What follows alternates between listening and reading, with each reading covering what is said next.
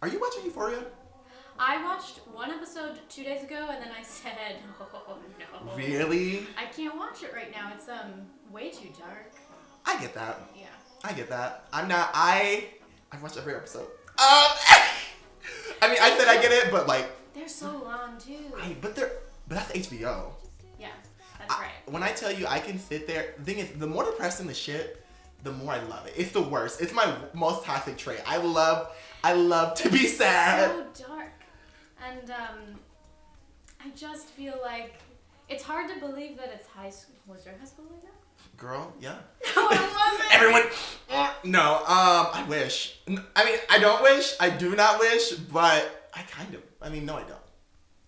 No, Just the clothes. I like the makeup. I like makeup too. And I'll watch the rest of this season like later on when it's like maybe not the darkness of February. Oh yeah, watch Euphoria in the summer. It's a summer show. Right? They know they've got us depressed winter babies, but just when is your birthday? October 16th. Ooh, a Halloween baby. Yeah, I'm a Libra. Okay, Libra. Well, okay, y'all. Hey, and welcome to A Little Bit Petty Podcast. Today we have Bianca. Welcome, welcome, welcome. It's so nice to have you here today. It's so nice for you to be here. How's your day? What have you done so far? Nothing. I woke up. Me? I woke up and what did I eat? Oatmeal? Oatmeal. Okay, oatmeal. Oatmeal and tea. And then I came here. I didn't do anything else. Okay. Well, I had a protein bar this morning. Yes. I feel protein. When all you have is a protein bar, like glass of water. It is literally the breakfast of champions. Actually, a protein bar and then like a coffee. Just. You know, I just gave up coffee this past week. Don't joke. You what? I gave up coffee this last week, and now I drink tea every morning, and it's not fun. You know how coffee's a thing to wake up for? Yes. Tea's not the thing to wake up for. No. I don't like it very much. I have tried to force myself to like tea. Yeah. I feel like every time I take a moment to whenever I drink tea, it's never I want to drink it. It's always this is good for me. And then I'm like, oh my God, look at this health queen in the morning time. Yeah. Because I'm actually still an addict. I love caffeine. I love coffee. Monsters. I've been Coffee? drinking. No, coffee, Red Bull, Monsters, C4. Dude. I know. I'm trying not to. I'm so sorry. It's a tough addiction. It's a really tough addiction where I'm just trying to get through it. I'm trying to work my way. I need everyone to give me time and space though, so I don't freaking die from it. Because the other day I was working out and my heart was yeah, I think it makes me calmer not to be on it, so yeah, I'm okay with that, I guess. it's I agree with you because I also have decently bad anxiety. I feel like as I've gotten older, it's gotten worse. I don't know if you felt that at all, but my anxiety is up here. But then I'll drink the coffee and I'm like, whew, I can't breathe. I'm ready. I can't breathe. I also work at a coffee shop, so now you can come get free coffee. Don't tell the perfect cup, Chicago, under the brown line. Oh, yes, the perfect cup. Come in and flirt with me. Yeah. Speaking of, how's your dating life going? How are you doing? Oh, none at all. It's 0 right now, but is it you too? Yeah, it's Valentine's Day is in 14 days. It could be my Valentine. We can be each other's Valentine! A queer Valentine's Day! LGBTQIA plus with a little heart at the end. Yep, that's the one. But I would love if someone came in the coffee shop and ordered, I don't know. Is that how you want to be oat courted? latte. An oat latte? That's how I want. For someone This to is ask me. the official. I'm putting it out there. Please come in and order an oat latte, and I'll know. I'll know. I'll know that that's what you're doing. Be like, oh my God, thank you. As you move your bang back. I'll say, oh yeah, do you want any sugar in that? Do you want to eat sugar in that? Do you want some milk or Oat milk. milk is oat latte? If you whisper oat milk. Ew! If someone came up to your desk and was like, "Can I get some oat milk?" Ew! I hate that. Just a little bit of. Oh. Okay, so let's go a little bit further back than your dating life. Okay. Let's talk about what little you was like, because you are now more of an artiste, a thespian, I'm a thespian. art maker. Theater maker, film produce. Well, you're like trying to get into film producing too, right? Yeah, not producing necessarily, but I want to direct, and I started writing recently. Okay. Yeah, so I'm excited. I'm gonna shoot a short black and white film in April. Ooh, can you give us any details? Well, it's in like pre-production right now. If anybody out there listening wants to hold a boom, or if anybody wants to hold a light, does anybody want to be a grip? You can call me. Yeah. Do you know what a boom is? Yes, I do know what a boom is. Okay. I held a boom, but they're so heavy. You've got great arms. No, but you'd be a great boom guy. They're fake. They're fake. Everything's very much Hollywood muscles here. You know what? I don't know. I think it's. You're a boom girl? No. Nope. Okay. No. You said I do it because I like to be in the room. Do I want to be a boom guy? Yes. I do. If someone handed it to me, I'd say yeah, I can do it. If someone would give me a load of California money, I would. Yeah. My ass would be like, okay, let's hit it. This sound doesn't sound too good to me, honey. And just walking around. I'm actually directing this. I did not like this. I don't like how the actors are saying this. Yeah. It's not hitting the mic right. Oh, you're a director. Oh yeah. That's what you are. And an actor. You can be in. You can do anything. You can be in the black and white film if you want.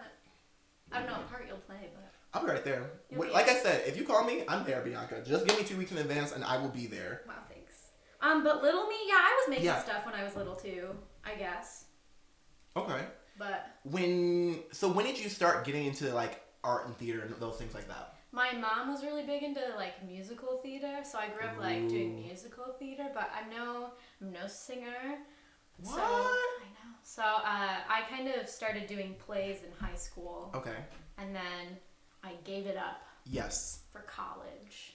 Okay. I said, I'm a serious girl. I'm a serious person now. I'm going to study science. So I studied environmental science and women's and gender studies. Okay. And then I started sneaking into a theater class. That's where I met you. Yeah, exactly. We met in a voice movement class, actually. Yep. We met in voice of movement, and that was literally... You know, I always say... It's happening. It's happening. It's one of those things where, there are some techniques about acting in theater that are great. Mm-hmm. And there are some things where you're like, some bitches never even do this. There are so many actors that don't even go through any kind of training and are just so good. Yeah. And I sometimes think people can get wrapped up in the technique so much that it just... Boom, boom, boom, boom. You know what I mean? Like, sometimes when you think too hard about something, you get a little bit worse. And, like, even directors say this. Like, sometimes, like, there could be a really good actor, but if someone's better or fits the role more, even if they're not as good, they're going to get picked. Sometimes I like working better with, like, non-actors. Yeah. Because they have, like, a more natural way about them as far as, like, filmmaking goes. Yeah. I think it's a little different for, like, a play or live theater. But... Yeah. Because that's technique. And my thing about technique is, like, you got to speak loud and make sure that you turn out to the audience, even though everyone's like, you don't need to turn out. Don't cheat the audience. Yeah, I should look at the camera. No, we don't need to look at the camera. Okay, great. Yeah, you can just check back in with the, hello, ooh, hi. I can't really see us, but, like, I know we're pretty, so. Aww. Just a little bit. But other than that, like, you said you went into what again? Environmental science. Science. Studied, like, water ecology, and then I added another degree on for women's and gender studies. Okay. That's very gay. I don't know if you know. No. What? Did you know? No. No. What did you learn in women's and gender studies? What, like, piqued your interest about that? I took there was, like, a required course. So the first one I took, I remember I was sitting there and I was like, oh my God, all this is making sense to me. This is all making sense to me. Yes. And then the teacher was like, so nice, and I was like, I want to make this my minor, and she was like, it was a really small department, so as soon as someone says that, they get really excited, so she was like, oh my God, and she like huddled me into her arms and like walked me down. Make it your major. Yeah, and she signed all the paperwork for me. She was like, you're in, and then I just turned it into another degree. I love that. She wanted to keep that job. She said, she was like, girl. Oh yeah, you have an interest? We're gonna make it your whole life. Oh yeah. So, that's what What was one of the most interesting things you learned in, like, women and gender studies? Not one of the most interesting, but something that, like, that really stuck with you? A conversation you had in one of those classes? Oh my god. So many things. Okay. So many things. I'm trying to think of something that really stuck out. I remember one thing that really clicked for me personally when I was like, oh, this makes so much sense to me was we had a conversation about body hair. Okay.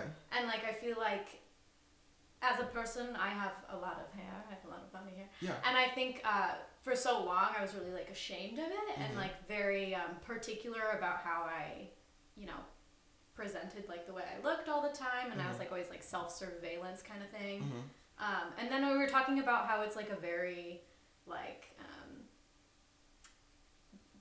I don't even you know what I mean, like a very like patriarchal way of looking at like female bodies, and it's also like, you know, a white thing too, and like European thing. So it was very interesting just talking about that with people. Yeah. And then kind of like being like, oh, I don't have to do that. So taking action after and being like, oh, it was like kind of the first thing I was like, I can grow my body hair out if I want, and it's cool. I think that's kind of that was kind of like something that really piqued your. That's very interest. That's very interesting because I feel like I've had the reverse of that problem because this is all my body hair. Touch your arm? Of course. This is all the body hair I've ever grown. Really? Yep. That's so interesting. And then that's maybe like an opposite thing for like if you grow up and you're trying to like fulfill a masculine idea. Exactly. And then I realized I was non-binary. And you're like, I don't need that. I don't need hair. First, that's also I've noticed when people are really usually a little bit more hairy, they go bald a little younger. My brothers. Some of us have remained. Both my brothers started losing their hair at 22. Oh, that's young. I'm 24. I'm such a bitch. I fucking hate myself. That was petty. It was petty because it's just like, well, my brothers were mean to me, and because they both had like 4 like really really curly like wavy hair. And you know, I was born with what I like to call Negro naps, and so that 4C hair. And when my brothers used to just come in and like pick on me for hours and hours on end and be like, your hair is ugly, like just really going off, and my family was like, well, if you comb it out, if you brush it out, if you make it look like this, if you make it look like this, it can look nice. Da da da da. I was like, but why is it not nice in the natural state? Why is it not nice in the natural state? And don't get me wrong, like I still pick my hair out now, but like I've gotten a lot more comfortable with my hair and the way that I present myself to the outside. Yeah, totally. Because I don't know, as I got more queer and got more like I settled into myself a little bit more, I feel like I have found confidence in things I used to be insecure about. Same, yeah. And I think also now it's more like, it's like very interesting to me, like the way that I comport myself and like in my queerness. I think a lot of times I'm like looking for like to present myself in a way that is like contrary to the norm. Okay. So like finding things that like feel really right to me because they are different, you know? Do you know what I mean? I know exactly what you mean. Like sometimes like I'll like there are some things where I look at it and I'm like, I shouldn't be wearing this, but this is cute. I shouldn't be wearing that like this morning I was like, what am I gonna wear? And my mom hates this shirt because, well, she doesn't hate, that's like a strong word. She thinks it looks like 2 nipples, which it kind of does. It is 2 nipples. And it's like... I actually like it. They're flowers, and then I think it's confusing because the shirt is like the color of my skin. You said naked? And so I said, oh, that's what I want this morning. How did your, I've been asking literally, I've had so many gay guests on. I was gonna be like, how did your coming out happen? Like, was it easy? Was it hard? Was it a process? It was long. I think, you know how you probably know, you have to come out to yourself first. Even though you like already you like known forever, but you still have to come out to yourself. It's so annoying. It's the moment when you look at yourself in the mirror like, and you say, I'm gay. I'm gay! And you have a single tear. It is, gay people are so dramatic. I fucking hate it. So I did that probably, but I think I was 14 when I finally had like a word for what I felt like. I think I always like kind of knew that I liked girls essentially. And, but when I was 14, I finally was like, oh, there's a word for it. And so when I came out to myself, I was like, picture this. I'm on the ground of my childhood bedroom. Okay. It's all the walls are blood red. That's what I chose to paint it because I was really angsty. Yes. And I love that. Lying on the ground, journaling really hard. I'm journaling so hard. I was like, am I about to say her name? Maybe. She will never watch this. Her name was Brittany Woods, and she was a senior. And she had just graduated, and I was like, why did she have to leave? This is the worst thing that's ever happened to me. And I was like crying and crying, and I was like describing her in detail, like very romantic. And then I think I wrote, what am I? Gay? What am I gay? And then I was like, my brain like shut down. I was like, oh no. And so I took my journal. I literally like ripped it up and threw it away in the garbage. The whole journal. That's so very dramatic. It's very dramatic, but I love it. Yes, thank you so much. So that was when I came out to myself. Okay. That is very interesting. It's always interesting when someone talks about their coming out experience, because you think every story is going to be exactly like very similar, but no, everyone's really different. And when I came out, it was just so coming out.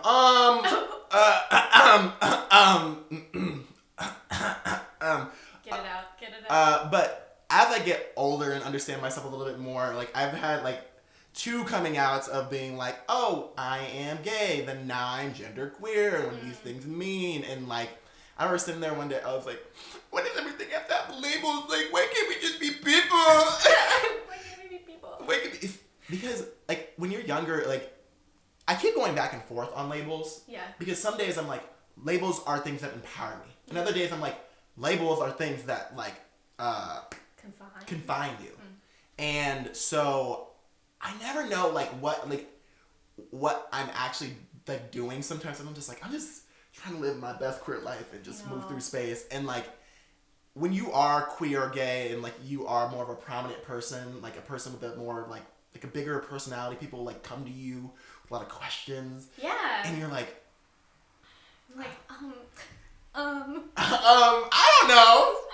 don't know. You need to figure it out. Like I'm just like a gay queer person just trying to be and just living my life. Do people come to you a lot? And like I don't know about you, but I have a lot of people who like reach out to me, like baby queers, which I love. I think it's very sweet. Doesn't bother me. But do a lot of baby queers reach out to you? Yes, baby queers or people who are just like when did you know? I'm like, it's one of those things. I'm like, if you're asking the question, you probably already know. If you did not go on the internet and Google "Am I gay?" quiz and take that quiz, I don't know if you actually are queer, because I think you have to take that. On BuzzFeed, am I gay? LOL. Do you like the same gender? Maybe.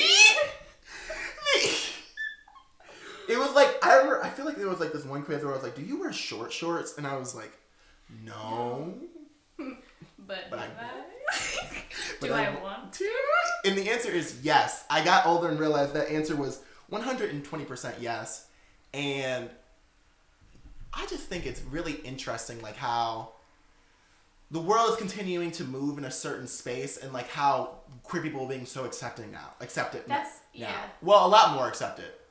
I also feel like there's a counterculture that's happening. Yeah. Where there's like the super Republicans now, where they're just like, it feels like they just want clickbait. Yeah. But yeah, there's been a lot of change just like in the past 5 years. I like think about it honestly. I know that this is not really to do with too much because it's like politicky, I guess. You can talk about it. But you know, like when gay marriage became legal, yes. I feel like that's when things started to change like a little more rapidly. Exactly. Which I think is very interesting. And then it's hard to tell though, because I came out like to the world around the same like couple years after that. I came out in 2019. Yeah. To like on Instagram to everybody. And so it was like my journey like kind of matched up with that flow. So it's kind of hard to tell. I was like, did I change or is the world changing? Do you know what I mean? Yeah. Oh no! Now you're making me think. Am I more accepting of myself now, or is the world because I went through my like journey of finding myself essentially, or is it because society is changing, or is it like a double? Maybe it's both. But yeah, I think it's a little bit of both. I do think it's a little bit of both because we were just lucky. We were real lucky that we came out during this time because we came out around similar, like 2019, 2020? Yeah, 2019. Yeah. I will say, I have a question for you. Yeah. When I first met you, I was like, oh, this is a fellow queer in arms. Oh. But then you were like, and then I was like, oh, maybe I'm wrong. Oh, well, I just had a partner at the time, a girlfriend at the time, and I was just like, okay, well, I don't need to tell people I'm gay though. But also I was just sitting there, I was like, well, I was also madly in love with this person. And but I was also like, very queer. Yeah. And like it was like this battle, and I was like, oh, I'm just pansexual. Literally. The thing is, I think labels help me kind of understand what's happening because like when I first started thinking like I liked guys too when I was with my partner, it was such a stressful time. But they were honestly one of the best people to have during that period of time because they were like, she was like, I'm gay too, and I was like, you know what, you're right. I was like, we love to hear it. Yes. That's what we like to hear. Now we don't talk anymore, but that's okay. You know what? People change. People break up. It's okay. And that's okay. I have relationships that I don't, people I don't stay in contact with anymore either. But it's... And that's tea if you want to get into that. I'm just kidding. But we're going to have to take a quick break. Okay. A quick little break. We'll be right back, y'all. And we'll come back to maybe one of the exes that we were talking about. Oh my god. Okay. And hello, welcome back. We brought up something a little bit during the break of relationships and how queer people just suck at it. Queer Really people bad. Really bad. I like to think that I'm good at it though. Me too. Well, I am good at it. Well, Yeah. You know, we all have our flaws. We all have our We flaws. all have our flaws, but we don't have flaws. fake flaws. No. We don't have those. Any flaws, really. No. Well, I don't understand why.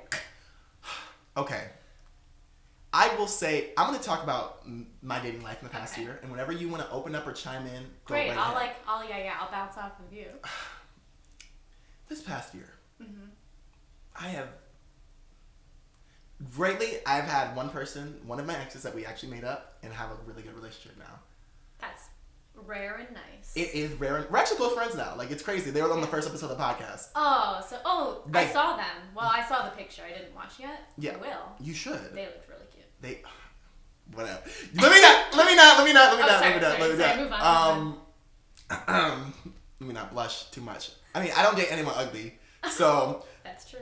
You know what? That's not true. Is that not true? No, don't call people ugly. I'm just kidding. I mean, it's not true. No one is ugly. All people are beautiful. Everyone is beautiful.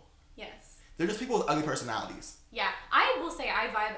For me, it's more important like the energy I get when I'm with somebody. Yeah. More than what they look like. Do you have a type? What's your type? Kind of. The thing is, I do have a type in the sense of like I just want someone who's taller than me. Oh. But that's hard. That's not gonna happen. Yeah. So like literally, it's just like I just have to be attracted to you.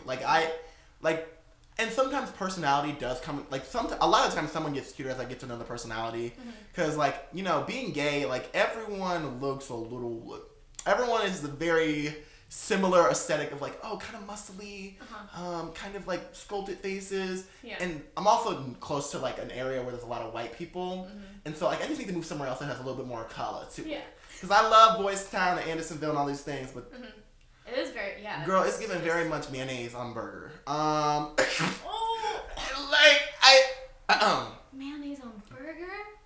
Damn. Well, it's one of those things where like I love that. Some people.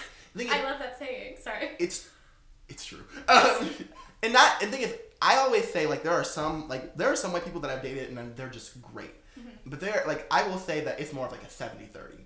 Because I remember sitting there and I was talking to this guy about how I'm an advocate for like trans lives and like black lives, and they were like, I just don't, and he was like, I just don't get it all. Like it just seems like so much. You know what I mean? Like what are we fighting for anymore? And I was just like, ew, what? I know. I was sitting there. I was like, ugh, not y'all being gay people are supposed to be at the forefront of like everything that's like politically aware almost. I mean, that's a lot of pressure upon gay people. That is a lot of pressure, but you're right though. It kind of is true. Like if you're, I don't want to go on a dating queer person and be like, they're like, I hate black people. LOL. Just kidding, but not you. But not you. That's horrible. I'm so sorry. What has been one of the worst dates you've been on? And okay. Yes. I guess that probably it's not that bad. Just boring. Well, have I had terrible dates? I'm trying to think. The first one that came to mind was I went on a Tinder. I tried to do a Tinder date once a year around my birthday to be healthy. I love that for you. Thank you. Because I don't like meeting people I've never met before. Yeah. So I was like, okay, so I went on this date with this girl called Emily. Okay. And we were like, okay, so we went to Kopi Cafe, great little cafe. You just like sit on the floor. Have you been there? Oh, no. It's a really weird vibe, something weird. Is it in Chicago? It's in Chicago. It's in Andersonville. So you sit on the floor. I'm about to go to that. And I drank blueberry tea. And some more tea, okay. Some more tea. I'm a tea girl. Queen, she said, I don't like tea, but I drink tea. it. Oh, milk. So I just, we were sitting there drinking tea, and it was like an interview. Yeah. Which is horrible. No. You shouldn't be like interviewing your date, you know what I mean? So it felt like an hour-long interview, and then it hit like, it started at 2 o'clock and it ended at 3 o'clock. Like her phone like said 3 o'clock exactly, and she was like, right, time to go. And she like stood up and left exactly an hour. And I was like, that went really bad. do you have a type? Was there like, is there a person that like? Yeah, I fall in love with. Anytime I see a play, I fall in love with one of the actors. I love that. I don't know why that's always the case, or attracted to talent. I mean, that's exactly okay. I love talent and I love competency. Someone who's competent is way hot. Girl, and if you're in a play, you gotta be competent. You gotta be competent. Every play I have a crush. Yeah, I would say my type is like, talent. I was gonna say like very specific things, but I'm just thinking of a specific person. But just say their. I was kidding. I can't say their name. Don't say their names because Actually, I don't think she would really care that much. It's a past crush. It's over. Okay, it's a past crush. You don't have to bring it up. It's a past crush. I'm still have a crush on her. but me. But it's in the past, so it's over. Like I'm not looking at it anymore. I don't look at it anymore. When you post a picture on Instagram, I'm just like. I just like it a lot. Yeah. Just like a lot. She played the cello. That's hot. That Who is plays hot. the cello? Like well, and I've never heard someone sing better. Great. Yeah. You said who played the cello. I was like, I played the cello. You're like, wow. I said, hold on, let me put this hand right now. Let me put this in. You play the cello, but you play it. I'm sure you play it well. I used to play it well. I don't play it well anymore because I'm way out of practice. Mm-hmm. But oh my god, It's hard. It's hard when you like someone breaks up with you. And not breaks up with you, or you have a crush on someone, and they like you too, and you're sitting there like, I just don't want to like. But if you could just love me, she could just love me. That would be great. If you're listening, just love me. Period. No, I think I don't look on it like I'm not upset, but she liked me too for a brief period of time, and it was like really like romantic. We were emailing each other. Emailing? What? Romance. And so we were emailing. Okay. Like twice a day, and it was so much in like sending each other poetry. Okay. Yeah, and then someone else came into the picture. I hate to see that. I know, it's a bummer. But now we're friends, so yeah. She cuts my hair. That probably just gave it away. Okay, well, she gave me my.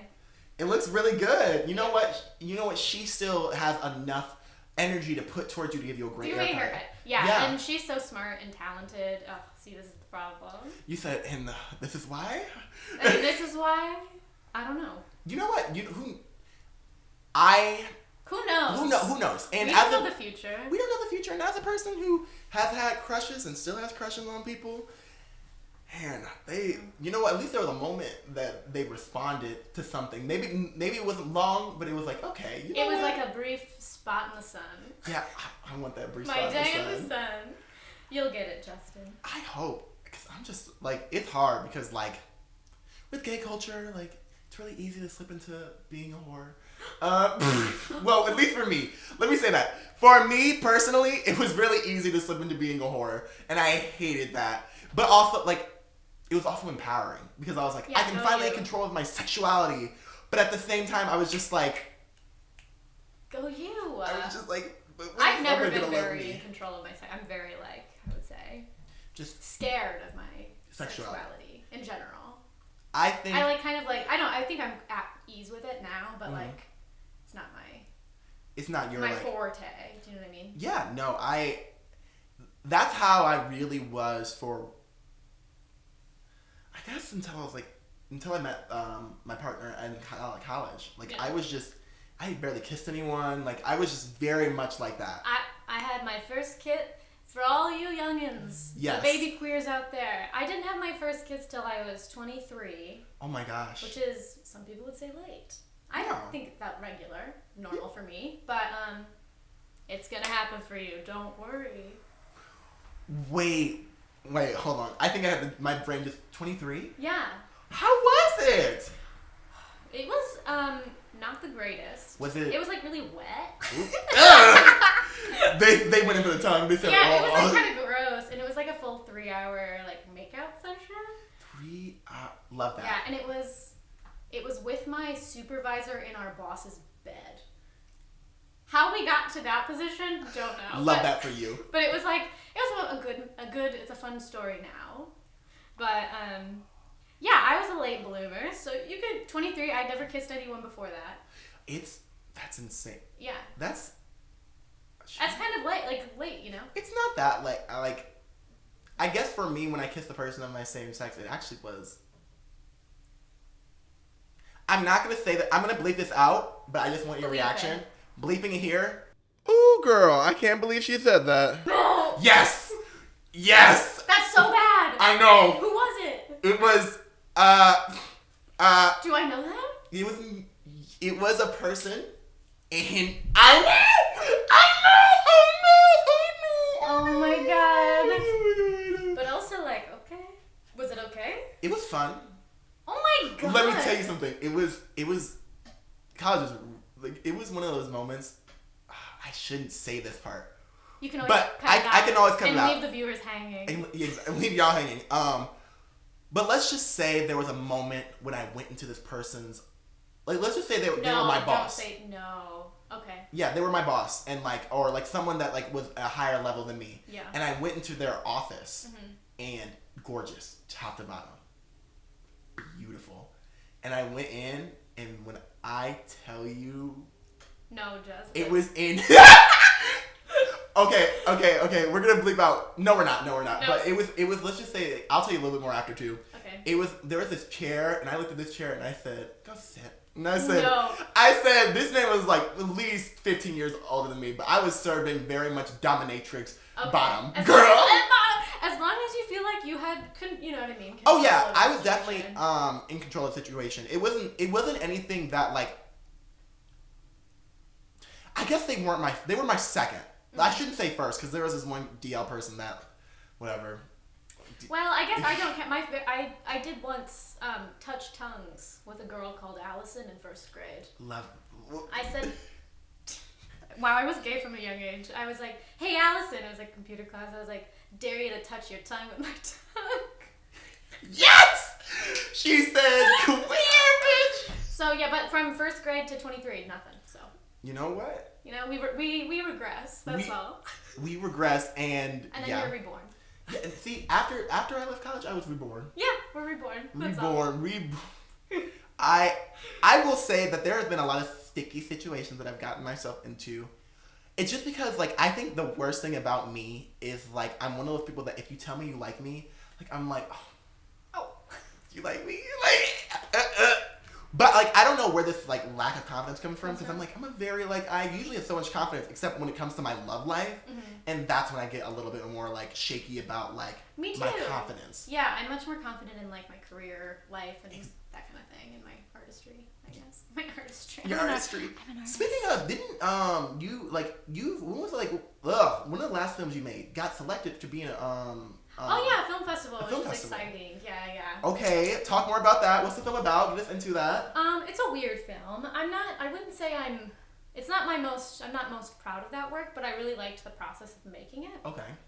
It was called Birthday, and it was about a ritual, well actually I didn't write the ritual itself, I just wrote the screenplay, so it was a play that I saw here in Chicago. Yeah. And I was like, oh, that's really cool, I want to film it. So it's this ritual that a cis man goes through, and it's very magic-y kind of thing. So basically, I cast this guy, and he gets led into the woods. He's lured into the woods, and you know how when women get lured into the woods, they get murdered usually? Yeah. He came out of the woods better. So we lured into the woods, and then they did this big ritual on him to rebirth him. Okay. And then he would, it's kind of not strictly said, but then he just leaves the woods, and you find out that this group of people have been luring lots of men into the woods. Love that. And like just like changing men one at a time. Waking up men. Honestly, it needs to happen. happen. Waking up men. But yeah, I got into a film festival, just a small one, a Chicago one, which was exciting. That's very exciting. Yeah. No, like that's a really big achievement. That's so cool. Thanks, Justin. And if you ever decide to send it to somebody, me, oh, I would love to watch it. Okay, deal. Well, yeah, we'll see. I don't know if I want people to. I think the next one I'm excited about. I've got a short film right now in post-production. Ooh. That is actually kind of about like what we've been talking about, like being reborn and Okay. like kind of how like like your little queer self when you're like a little kid. Yeah. And then like the world's like, no, You're not queer. you're not queer. You're a straight person. Straight. And you, oh my god. Yeah, baby. Voice. This is back in Detroit. No, it's not. Like, not even here. It's not even, and then how you kind of have to go through like finding the pieces that matter to you of yourself and kind of putting it back together. And yeah, but it's an experimental short. It's gonna be like 5 minutes long, so I'm excited about that one. You lean more towards experimental film? Just right now, I didn't go to film school. I studied science and women, so I didn't know anything about filmmaking. So I'm kind of making my own career, like education type thing. So I'm starting with like things that are easy is the wrong word. It's not easy. It's just like things that I feel like I'm like, okay, this will build up. So I started with like a really short narrative. Now I'm doing like an experimental. I want to do a black and white in the spring, like I said. And that one will be like 20 minutes, I hope. So I'm building up to making like a feature. Okay. Yeah. Wow. That's so cool. That's Thank you. cool. As a person who's a former film, honestly, that was one of my worst decisions when a teacher convinced me that I did not need to do film and theater. I know. Is it? Yep. I know. It was like I was in a place. I was in a place where I was trying to figure it out. I was like, film's just a lot, and then they're like, just drop film. Yeah. And I was like, I don't know. Like I remember saying like, I don't know, but it was one of those things where like you trust the people that like are older than you, and they telling usually you what to do. exactly. And I was in sophomore year of college, and I look back and I'm like, I could have had so many more career opportunities if I learned how to edit these things perfectly. Actually, I had the first year of film school was really hard, and I got through like the second year, and then I stopped. And so like I know the basics of it. I know how to edit. I know how to do like all the normal things. But I wish I got to, because the last 2 years are all about being creative and understanding film a little bit more that way. Yeah. And I only released like 2 or 3 films, and they're like, these are really good. And then when I quit, they were like, why did you leave? Why did you leave? And I was just I was like, my theater, I promise that I'll continue to make film. And I did, but like... Yeah, you can do it now. I mean, Because you don't really need to do school. You don't really have to do school to do what you want. I think... Exactly. Unless you're a doctor, then take that. Unless you're a doctor, then go to the... Please go to the doctor, because I'm not about to go to you if you tell me that you know to do surgery. You need to go to school. You need to go to school for that. But when I decided I wanted to do film, I had just watched... well, I guess maybe this wasn't just when I decided, but I watched this movie called Wild Nights with Emily. Okay. Which is about Emily Dickinson. It's like a queer... well, Emily Dickinson was a queer woman. She was in love with, her brother's wife. And so, I know, that's the tea. And so... that movie, I was like, oh my god, that movie was like, it was a beautiful movie. I thought like something in me like just was like blooming. I was like, I love this. And so I found the director, and then I like really creepily found her email on like the internet. Yes. And I reached out to her, I emailed her, and I was like, hi, I'm a scrappy girl from Ohio. Will you please take me on as like will you be my mentor type thing? And she was like, yes, sure. Which is wild. Yes. Yeah, so I've been doing a year-long, I work for her now, which is nice, but probably 6 months of internship, and she taught me, how like films are put together, and like how different films are like cut together for different reasons, things like that, and yeah, so that's been really cool. So you can just reach out to people that you want to learn from. Yeah, I mean, that's good to know. Great movie. It's on Hulu if you want to watch it. Okay. It stars Molly Shannon. Wait, say it again. What's her name? Wild Nights with Emily. Then I will actually think I've heard of this movie. Probably from me talking about it. Yeah, I probably heard it from you when we were in Virginia. Virginia, yeah. Girl, I would honestly. Tell me about Virginia. What did you think about Virginia? It was nice. It was so like honestly, in the little bubble of Virginia, it was really nice to be in Virginia. Like to look at the cows, kind of walk out and kind of relax and film a movie at the same time. Yeah. It was like I was sitting there. I was like, I needed that break. The and cows. and everyone. It felt like The everyone milk. was the milk. When you got poured. You know what? I guess we can't talk about it. Oh, I don't know. Let's. You're right. That's the martini that's shot. the They kept calling it. Oh yeah. Well, actually, we could probably talk about it. There's a scene where something happens where milk is poured. Yes, milk is poured. And it's not oat milk. It's not oat milk. I think it's dairy. Yeah. That like looking because I get to see a little bit of that Yeah. on like the playback. Oh yeah. And I was looking at this scene. Oh, like this scene alone. It would be so weird without the context of the rest of the film. So fun. What a fun time. It was. It was a very fun time. Real milky. But I want to act too. If anybody wants to hire me as an actor. Sorry, I thought I'd put that out there. Hey, actor. Please hire me. I'm an actor. Hire us. Euphoria? We're actors. We're actors. There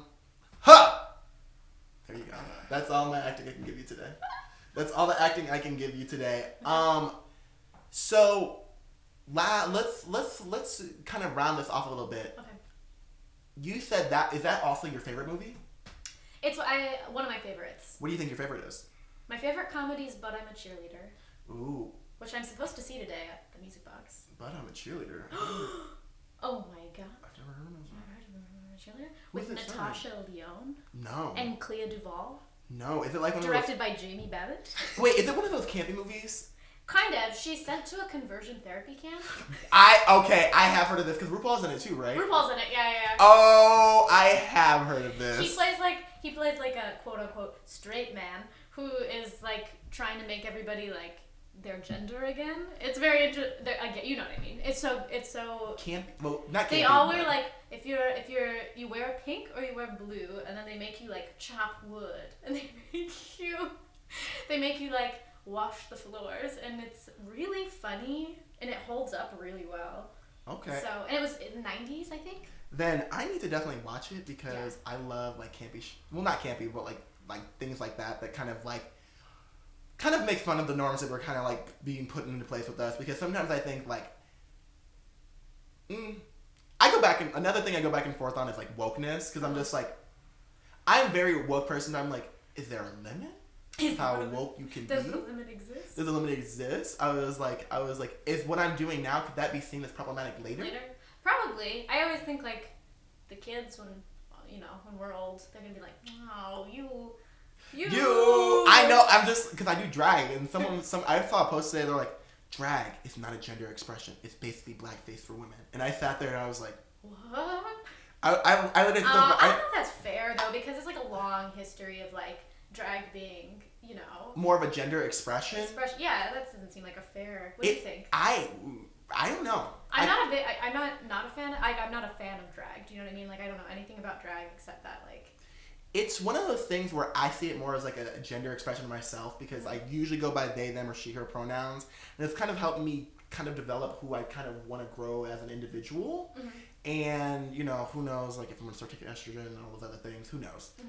But it's one of those things where like I found it such a freeing, empowering experience for me, and so I guess I came at it from a direction of like, this is more me being like gender expressing myself and trying to like because I uphold black women and just women in general to such a high standard. I love to present myself as like an elite like black woman and kind of like feel myself in that way. And I don't know, like I never went into drag thinking to make fun of women. Mm-hmm. I just went into drag thinking of I'm pretty and like and I think there are people who do the other thing. Mm-hmm. And I think that's what's gonna get people in trouble. But like for people like me who was just like, I just want to gender express, and I like to be this other person who's very much gives a lot more feminine energy, and like that's all I'm giving. That's such an interesting take that you brought up. Like that person, whoever brought that up, is such an. I feel like I don't think I agree. I mean, maybe I'm wrong. Maybe I need to read into it. But I don't think I agree with what that person said, because, like you're impersonating like what cis women. Like we can get over it. Do you know what I mean? Like it's not. It's way different than like blackface. That's like shouldn't compare. It's like comparing two things that shouldn't be compared. It was actually from a conservative website, because sometimes like thing is I will look at a conservative website just to be like, what's going on over there? What's going on over there? Like because if you don't pay attention to both sides of the story, then you're gonna be lost. And if someone tries to come at you, you can always have something to come back with. I remember sitting there and I was just like, okay, well. like, and the thing is, in my mind, like, I did understand the point they were trying to get to, in the sense of, like, I don't think anyone should do anything that hurts other people. Right. But I do think people should do things that empower them. And I think drag empowers more people rather than makes fun of women. At least at this, not my timer, at least at this point in time. Yeah, I think so. And speaking of that, we are going to take a break here. That was my timer of a break. But we're going to take a break here, and we'll be back in one moment to talk to Bianca about, you know, being petty. And just like the name says, we're going to get a little bit petty. So we'll see y'all in a second. Okay, y'all. Hey, we're back. And I just want to start off by saying, if you hear that little tick, tick, tick, tick, tick, tick, tick, tick, tick, tick, take a second. That's my mother tucking radiator. I'm going to try to fix it in post. But if you hear it, it's just because my house is trying to get warm. And I do notice it. And I'll try to make sure the problem doesn't happen next podcast. But back to where we were. Yeah. Okay. So what's one of the most petty things that happened to you, or like something that happened to someone else? That happened to you or happened to you? To me. You Wait, did. Happened to me or happened to me? Happened to you or something that you did? Something that I did. Yes. That was like really petty. Okay. Yes. Come on, questions. I'm really good at this. I'm a great host. I love it. The first thing that came to mind is I realize it's a little sad, I guess. But Okay. when I was in high school, I used to keep lists. I was a big list keeper. Okay. So when someone said something like homophobic, I would write their name down. Okay. And I'd keep a list. And so you all better watch out, my old high school friends, because I know what you said. I have it written down. And Do you still have the journal? no, in my childhood home, it's somewhere. Didn't throw that one away. Do you ever look at your journals like when you go back home? I've tried not to do that because it's just embarrassing. It's really cringy. Even things that you write like a year ago are cringy. Do you get that? Girl, I've been journaling. I wrote something a month ago where I was like, I hate my parents right now. They're being so frustrating. And then I was like, but I can never truly hate them because they're my parents. And I was like, this is a month ago, bitch. But like, I also feel like when you like your journal is personal, so like you can write however you want. Yeah, it's true. Well, when I was young, I would write with the idea that that I was gonna be famous one day, and that someone was gonna find my journal like thousands of years from now. Yes. And they're gonna be like, oh my god, this brilliant woman. They said, gone too soon. Gone too soon. Gone too soon. 2,000 years in the future, I was like imagining myself as like the sap, like the do you know who Sappho is? No. Oh, like the first lesbian. Basically, she was like on the island Lesbos. Have you heard of the island? No, I haven't heard of the island of Lesbos. What? Wait, go back. Say it one more time. The island of Lesbos. Her name is Sappho. That's where you get sapphic from. You know how like women, like queer women are sapphic? No? What does sapphic mean? SPPHIC. Sapphic, it means like Sappho, like gay. Like kind of like lesbian-y. Oh! Specifically lesbian. Is this like Greek goddess, or is this she like... She wasn't a god, she was a real person. She was a Greek poet. And she just had an a island poet from the island of Lesbos. And from, that's... like Greek myth, like from the Greek era, like ancient Greece. And that's where like the term, like the base term of lesbian comes from? Yeah. That's what, yeah. That's insane. insane. Isn't that interesting? Because she was great. She was writing these like flowery poems and just like sleeping with lots of women. She had lots of lovers, and I was like, I want to be that. You said I want to be that iconic when I grow up, and I get that. Me too. And so that's what I was journaling with, the idea that you said someone someday is gonna be like, wow, what did she write? She's about so smart. Her class in the 2000 whatever year. The 2000, yeah, whatever year, whatever 10, era that was. I guess 2010. Yeah.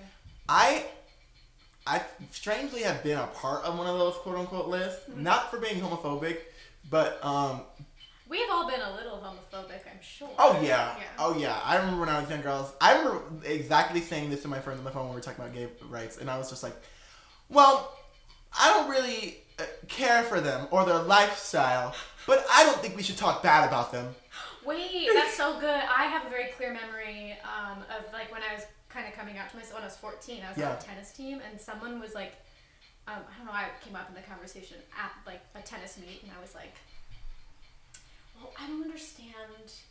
Why don't well, if girls who like girls, why don't girls just like feminine boys?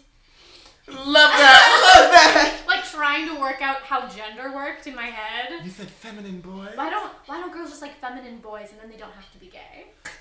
You know what? So, and everyone was like, shut up, Bianca. Bianca was like, I'm woke. I was way ahead of the game, you guys. The way that your mind works, way ahead of the game. I wish I thought like that. Do you? It was not really, but like. It's funny because now it's kind of like, now it's like almost like a woke thing to have said, but like at the time it was coming from a homophobic place. So yeah. It's kind of a bit weird. Back in the day you were awful. Now you're great. I was like, brilliant. The girls are like, feminine boys. I love to see it. I was like coming up with what non-binary meant. Is that me? No, that's you. No, just a spam call. Sorry for my phone going off twice. Seems like you don't want to be here. Hold on, let me get out of here. Okay. Actually, it's on silent mode. I don't know why it rang. Whatever. Famous. I don't know. Too much money. I don't know. It's just we have too many people who are interested in us. Mm-hmm. About going back to the list. Mm-hmm. That's when I tell you, like, I was literally sitting there and someone put a list on like the classroom wall before the teacher walked in.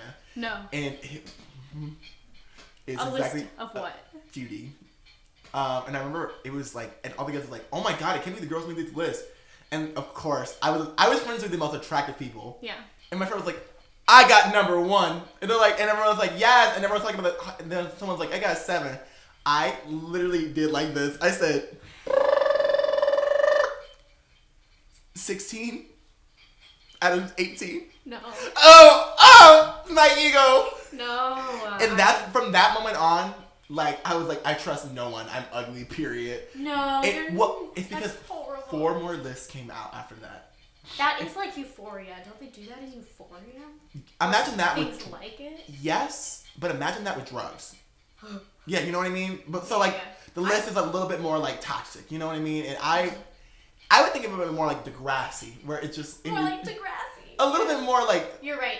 I see what you're saying. It was awful. I remember sitting there, I was like, the girls don't know anything about beauty. And I remember sitting, go back to the next scene, and I was like, you're ugly, and you know you're ugly.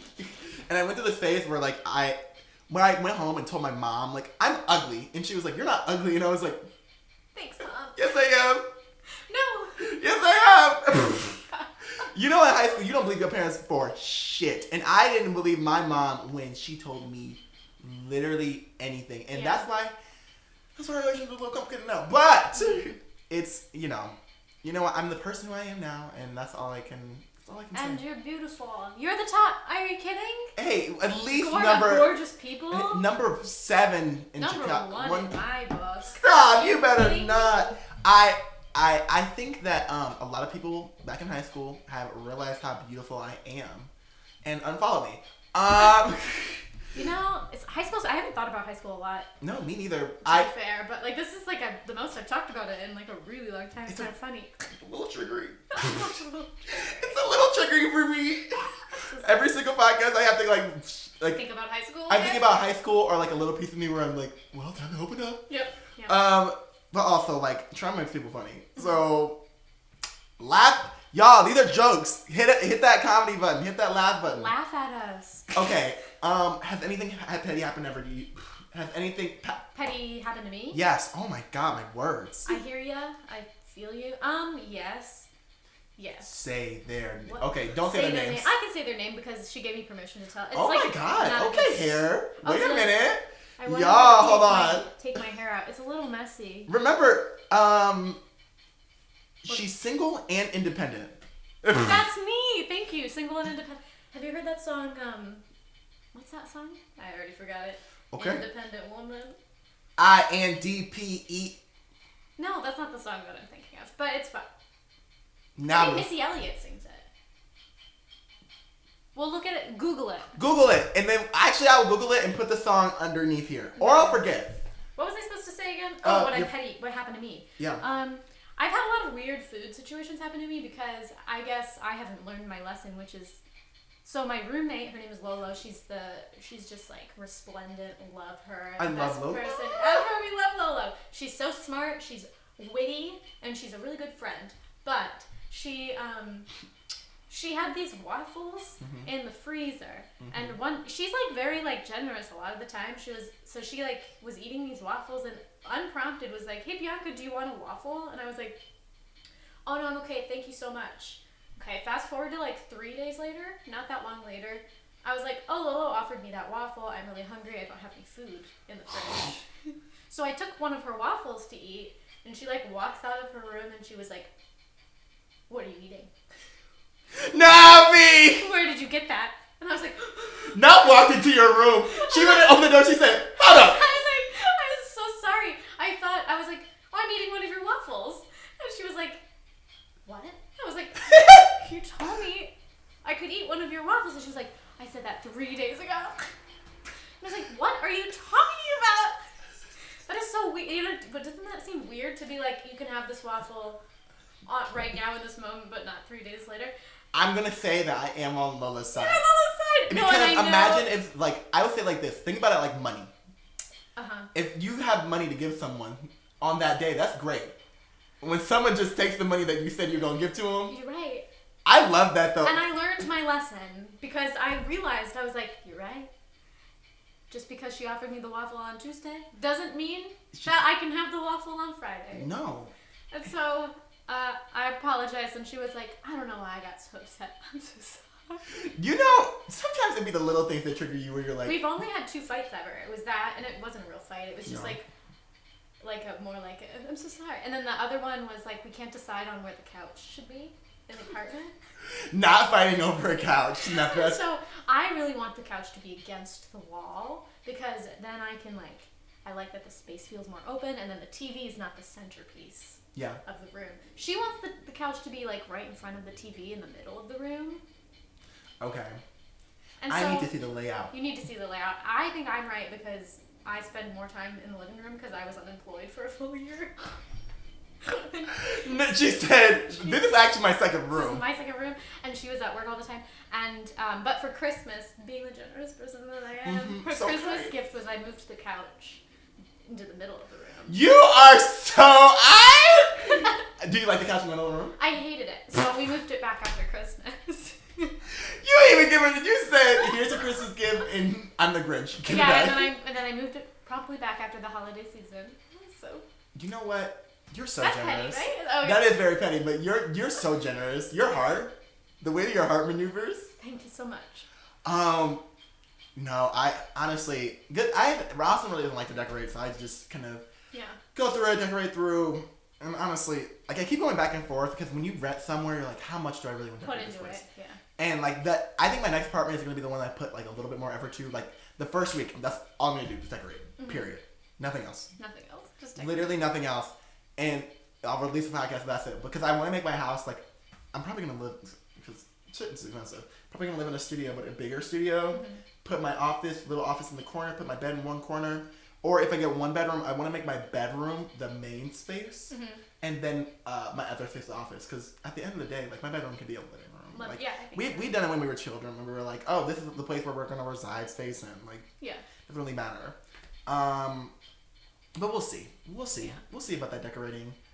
I don't know. And I have a question for you. What's the most petty thing that you have experienced most recently? Most recently, my therapist. Oh, I've had to reschedule my therapist appointment 5 times. that seems like they're adding on stress They are.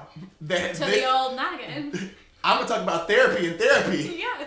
Because my therapist calls me to reschedule for tomorrow. Today. She calls me today. I quit.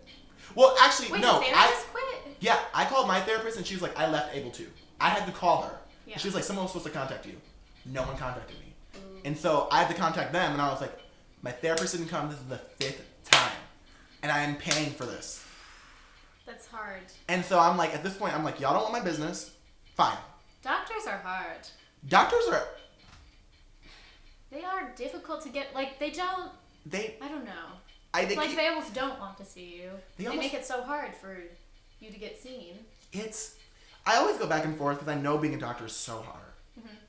But at the same time, like, it is frustrating when you're in a position of, like, because I was sick for, like, 2 weeks, like, in December. Like, 2-3 weeks in December. I'm still kind of sick now, but, like, with liver issues, not COVID or anything. Yeah. But, like, I literally was so sick, and the doctors it just seemed like they didn't care. There was a moment when they were like, what's wrong with you again? And I said, you have the files. I don't want to keep answering them. It was really, doctors are really interesting. And, like, I know that during COVID, they have been, like, our special ops, slammed. Yeah. And so, like, I couldn't even get too mad. And I was like, I know that my case is not the hardest case to get through. Like, and they're like, you're so healthy. We don't know what's wrong. We don't understand why you can't walk. Yeah. And I was like, well, that's your job. You gotta help. To understand how I can start to walk again. Mm-hmm. But then I realized, I was like, just drink orange juice. So I just started eating healthier and drinking orange juice. And you feel better? And of course they pumped me with antibiotics they woke me up, when I tell you, every 3 hours. Mm. It was the worst. That sounds not fun. Because I would wake up in a panic and, like, someone would be just touching my arm. Yeah. And I'd be like, what's happening? And they just stick something into me. I'd be like, ah! I don't like that. It was awful. It felt like it was. I can see why people hate hospitals now. Yeah. I can see it in my mind. But yeah. What are some final thoughts that you have? Like, anything that you want to say? Anything that you want to leave the podcast with? That's a tall order. Final thoughts. Anything going on with you in the future? Anything that we should be looking forward to? Nothing as of yet. I guess just the 2 films that I'm working on. Again, she said, just the 2 films? Just the 2 films that I'm working on. Literally nothing else? Like, no, just 2 films. Just the 2 films, and, you know. Well, if anybody wants to be involved, and I would love an experienced editor or an experienced grip person, somebody to do lighting or sound. That'd be great. Okay. Yeah. But other than that, no, I don't have anything else going on. Yeah. So. Do I? No, I don't think so. Do you? Actually, and we are both together. Keep your eye out. We are both together going to be in a film that's coming up soon. Upcoming. And I've seen the first cut. You're lying. I've seen the first cut. How does it look? It looks good. You look really good in that. I can't wait to see. Y'all know I'll be advertising that shit all over my things. Yeah. Oh my gosh. It was fun. It was fun to watch. I'm so excited. Yeah, I'm excited for you to see it. I hope that they make another, cut soon. So. I hope it gets put in the film festivals. I think the acting was, even like watching from the outside, acting was really good. It was fun. Yeah, I liked working with all those people. Shout out to Carly and Tom and Brad. The production team. Oh, chef's kiss. Iconic. We Literally, love them. Everyone was so iconic during that filming process, and it made it so easy. I'm just kidding. Except for Bianca. She was really hard to work with. Literally, I heard that she literally threw milk on the director. Hated it. Hey, that girl, mess. I just want to say that I love Carly Radabaugh. She's a great director. She really is. Really good, well trained, and very talented. Very talented and super smart, and so humble too. Like sometimes it was the collaboration, like how much freedom that she also gave the actor was so nice, because she was like, I like retaking the character, Justin. And I was like, okay, let's do it. I don't know. I'm just here to act. We're just here to eat burritos and run around the hills. And eat food. I literally ate food. I think I gained 5-6 pounds during that production. But I looked so thick. I said, ooh. Ooh, so good. I can't wait we'll make something else again. Oh, together. Yeah. Let's do it. Literally, we get together to work. And, you know what? I think I only talked to 3 people from college. You, Austin, and Grace. Okay. You're the only one. I only talked to you and Austin. I don't think I have any other. I didn't make friends in college. You know what? I didn't make too many either, apparently. And sometimes Emily and Aaron. Let me not throw them under the bus. I just don't talk to them. Sometimes you just grow apart. And when you don't see someone, sometimes it just... Yeah. Because I don't want anyone to feel bad, because there are some people that I really love in college. That's all I'm going to say. Let's see. But socials? So, you can find me on Instagram. That's kind of all I have, which is Bianca.Caniglia. Look how, why wouldn't you want to follow her? Oh. Look how stunning. Look how pretty. Look how amazing. And honestly, she's going to be a big filmmaker someday. Just so me up. you better get on it right now, girl. And if you want to follow me, Yeah. At Justin Petty Official on TikTok and Instagram now, Miss J Petty on Twitter, and don't forget to follow the podcast on A Little Bit Petty Podcast on Instagram. Thank you so much for joining us today. Happy February, happy Black History Month, and I cannot wait to see you next week. Bye! Yay! Thank you for having me. It was so fun to have you. A Little Bit Petty is a Like Genuinely production, produced and edited by Justin Petty.